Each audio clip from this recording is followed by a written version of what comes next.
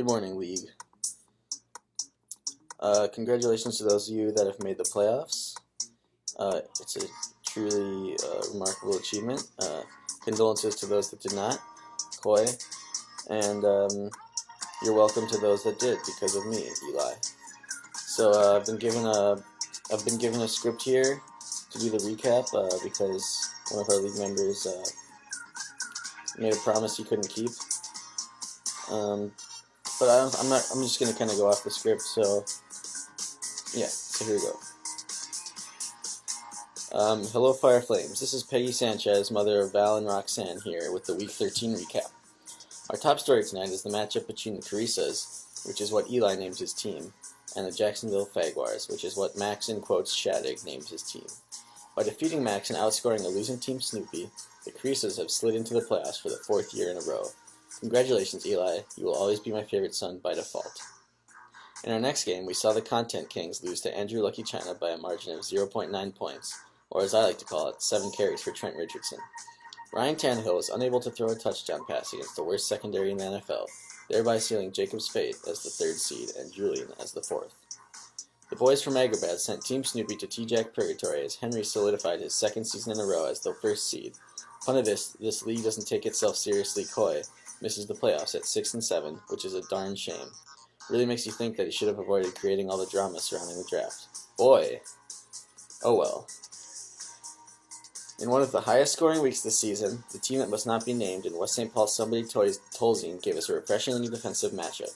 Niall escaped, losing to good and kind Sarah by 8 points, thanks to disgusting performances all around on every team, but slightly less disgusting for Niall. The Guardians of the Gridiron made their matchup against Insidious Rex as interesting as the 401k plans that Chris researches on a daily basis. A huge performance by Trey Mason, which is French for Very House, got Chris to beyond the halfway mark required to beat Carsko this week. Our last matchup saw historic games for Fire Flames lore. Not only did the Grandmaster Time Providers wrap up an ostensibly untouchable 11-game losing streak, but the Flaming Unicorns shattered the record for most points in the game with 190. DeAndre Hopkins lit the Tennessee football team ablaze with 238 yards and 2 touchdowns. Excuse me.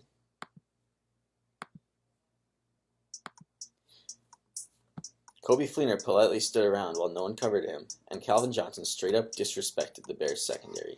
No disrespect to Kelly, all disrespect to Adam. This brings us to the final shame of the week of the 2014 regular season. The final shame of the week of the 2014 shame of the week. I wasn't prepared, don't have the audio clip, so here's the shame of the week. Even though Carsko really deserves it, just kidding, it goes to Carsko again. Carsko started Cordero Patterson, Zach Ertz, and most erroneously the Chiefs' defense against the Denver Broncos. This trio garnered the Guardians of the Gridiron a single fantasy point. Way to go, Carsko. This is what happens when you don't pay your buy-in. There will be no playoff previews this week because Niall is putting together a cut of preview videos sent from all our league members. Best of luck to you all, and hail to Conan O'Brien, ruler of the Underground Ice Trade.